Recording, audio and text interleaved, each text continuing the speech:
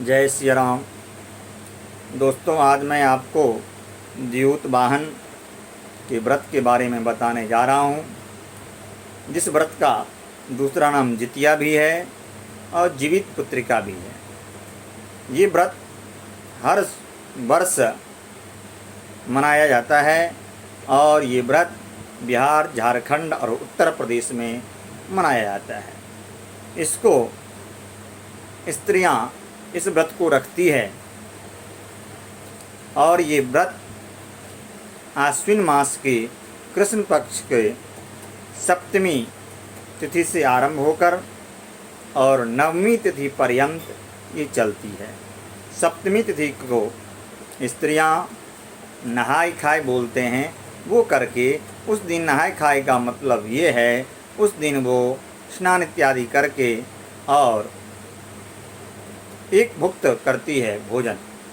फिर दूसरे दिन जब अष्टमी तिथि का प्रवेश होता है तब से स्त्रियां व्रत रखती है और वो व्रत नवमी तिथि का जब प्रवेश होता है तब तक वो व्रत करती है।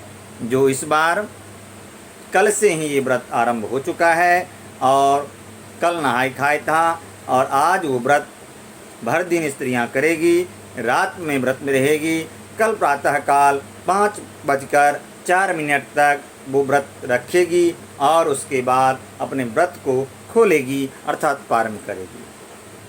तो दोस्तों, इस व्रत का क्या प्रभाव है, ये व्रत क्यों करती है स्त्रियां?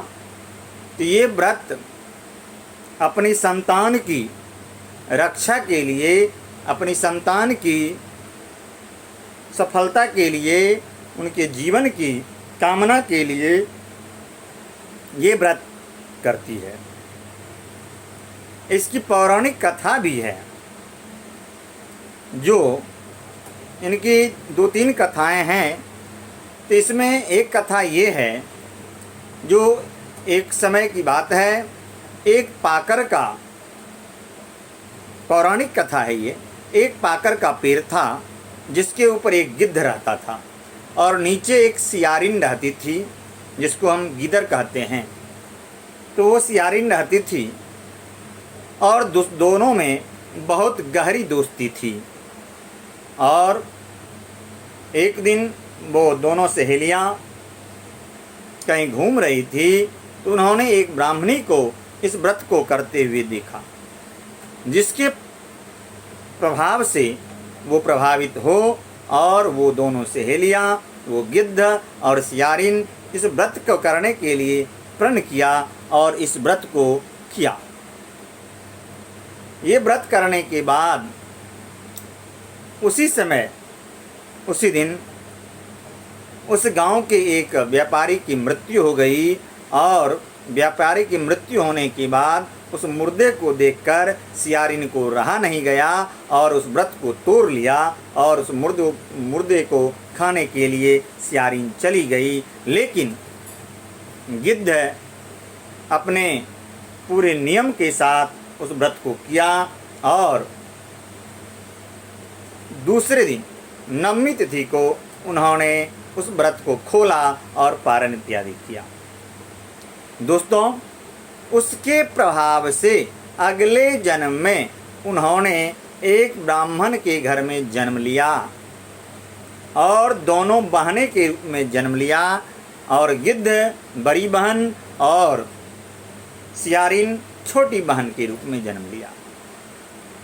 वहाँ जन्म लेने के बाद वो गिद्ध का विवाह बुद्धि केतुर के नाम के व्यक्ति के साथ हुआ और वो सियारिन का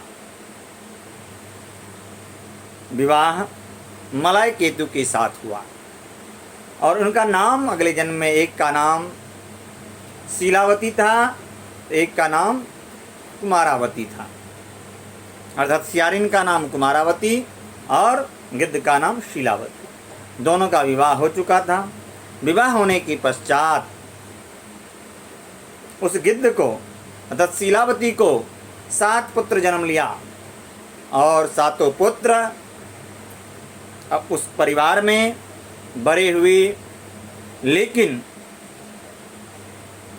उस कुमारावती का पुत्र जन्म लेता तो था, लेकिन उसकी मृत्यु तत्क्षण हो जाता था। इसको देख करके वो सियारिन कुमारावती को रहा नहीं गया और अपने दुष्ट स्वभाव के कारण उस राजा के आज्ञा से, उस राज्य के राजा की आज्ञा से ये उस सातों पुत्र को मार दिया।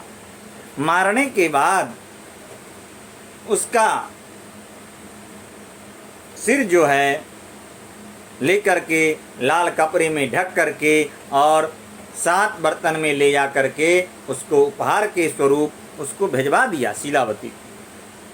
इधर जीऊत वाहन के, भगवान जीऊत वाहन की कृपा से जीऊत वाहन ने देखा कि ये दुष्टा जो है कुमारावती उनके पुत्र को मार करके भेज दिया है। तब उन्होंने मिट्टी का सिर बना करके और उसके जो धर था अलग हुआ, उस धर के ऊपर रख दिया और रखने के बाद उसके ऊपर सातों के ऊपर अमृत छिड़क दिया, जिसके कारण उसका सातों पुत्र जीवित हो गया।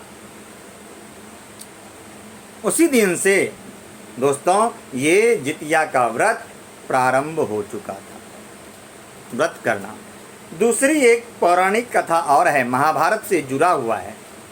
कहते हैं महाभारत में जब अश्वत्थामा के पिता की मृत्यु हो गई, मारा गया, उसके बाद अश्वत्थामा ने अपने पिता की मृत्यु के बदले उन्होंने द्रौपदी के 5 पुत्र को मार दिया सोए हुए।